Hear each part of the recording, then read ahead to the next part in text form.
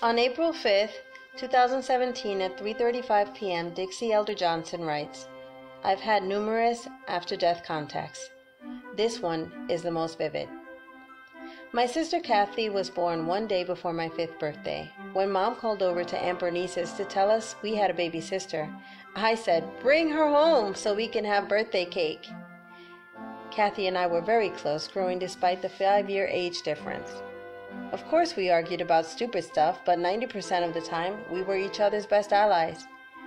When she was 38, she was diagnosed with cancer. It attacked her liver, stomach, intestines before the doctor could figure out what was wrong. I was furious that he had misdiagnosed her with IBS and told her to quit eating fried foods. A specialist finally realized the true diagnosis and operated on her the same day.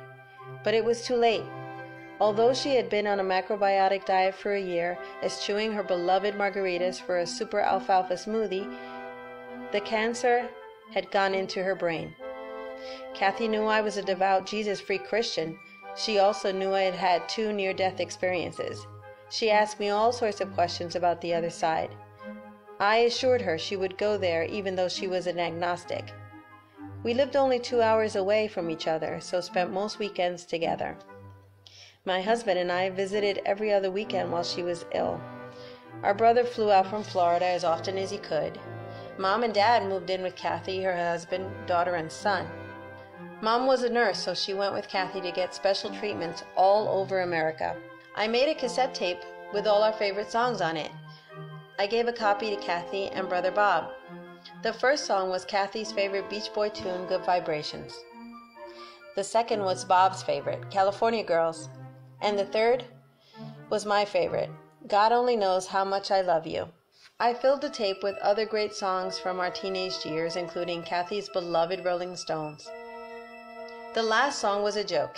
Kathi had always teased me that Louie, Louie was my favorite song. It had 3 notes. I was a bit of a music snob, playing the flute in symphonic and jazz bands. So I used to make fun of Louie, Louie, saying a monkey could have written it. But we did love dancing to that tune. 3 teenagers in the den, back in the 60s. I'd spent the weekend with Kathi right before she went into a hospice. The next day she died. My mother called to tell me, and I screamed, "No!" and ran outside. I came to about an hour later, having dug with my bare hands a large oval in the front yard by the porch. This later became a garden with irises, columbines, and a tree surrounded by beautiful rocks. But that day, I was in shock.